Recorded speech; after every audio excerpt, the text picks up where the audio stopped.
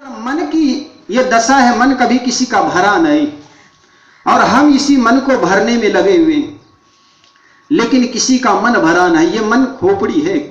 कहा जाता है एक राज दरबार में एक सन्यासी पहुंच गए एक पात्र को लेकर के और राजा को ऐलान किया, राजन मेरे इस पात्र को भर दे। और भरने वाले शायद ही कोई पैदा हुआ है आज तक, लेकिन आज तुम्हारे दरबार में आया हूं। चैलेंज कर दिया राजा को। राजा ने स्वीकार कर लिया, इसका पात्र बहुत छोटा है। अपने भंडारी से कहा, कोषागार से, कोषाध्यक्ष से कहा, इसकी खोपड़ी को भर दो, इसके जो पात्र है इसको भर दो।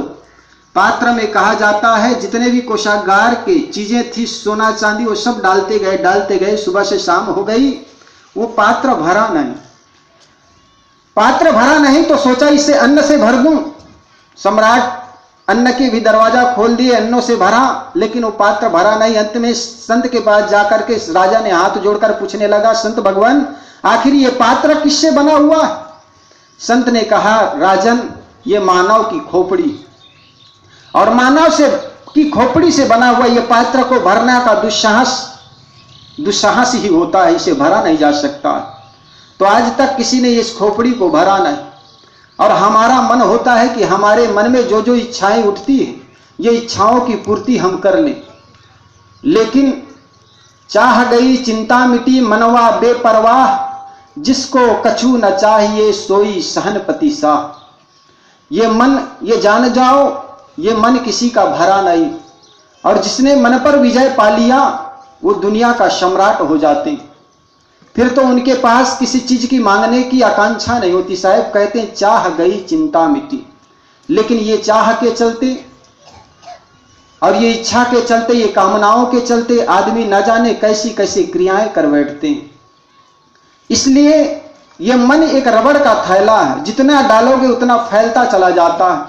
कभी कल्पना करो, जब मोटरसाइकिल नहीं थी, एक साइकिल आपके घर में थी, और कभी कल्पना करते थे एक मोटरसाइकिल आ जाए तो जीवन भर की इच्छाएं की पूर्ति हो जाएगी। लेकिन आज मोटरसाइकिल आ गई, अब पड़ोस में जब चरपहिया गुड़कती है तो ऐसा लगता है हमारे सीने में ही गुड़क रही है।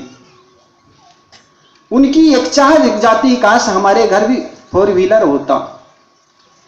और जब 4 व्हीलर हो भी जाए तो विदेशी कार की एक कल्पना करोगे।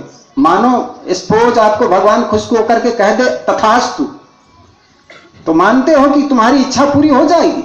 आज घर गए और सुबह सुबह कोई भगवान प्रकट हो जाए, बेटा क्या मांगते हो? अब चलो 4 व्हीलर की आकांक्षा कर दी, भगवान ने कहा तथास्तु, मिल गया कहीं इत्तेफाक से, तो क्या आपकी इच्छाएं वहीं तक सीमित हो जाएगी? किसी की इच्छाओं की कोई सीमा नहीं। इसलिए हमारी इच्छाओं को भी एक सीमा में बांधना चाहिए। कहा जाता है एक व्यक्ति था, भगवान उस दिन मौज में था और उस तपस्या में बैठा, तो उस दिन भगवान भी खुश हो गए। उन्होंने कहा, भगवान मैं जो भी जिस चीज को छूऊं वो चीज सोने का हो जाए। कहे तथास्तु, जैसे तुम चाहते हो वैसे हो जाएगा। वो दौड़े दौड़े आया, घर को छुआ, घर पूरा सोने से बन गया। और फिर सोचा, इतना खुश हो गया, इतना खुशी के मारे ठिकाना नहीं, तो कुर्सी टेबल को छुआ, सारे कुर्सी टेबल भी सोने का हो गया। सामने उनकी पत्नी दौड़ते दौड़ते आई, वो पत्नी को छुआ तो पत्नी भी सोने के हो गई। अब क्या करेगा उसको? फिर उनको जब दिन भर दौड़ता रहा, शाम को हुई तो सोचा अब पानी पियो। जैसे ही पानी पीने के लिए उठाया, वो पानी भी सोने का हो गया। प्यास बुझाएगी? अब सोने को क्या खाओगे?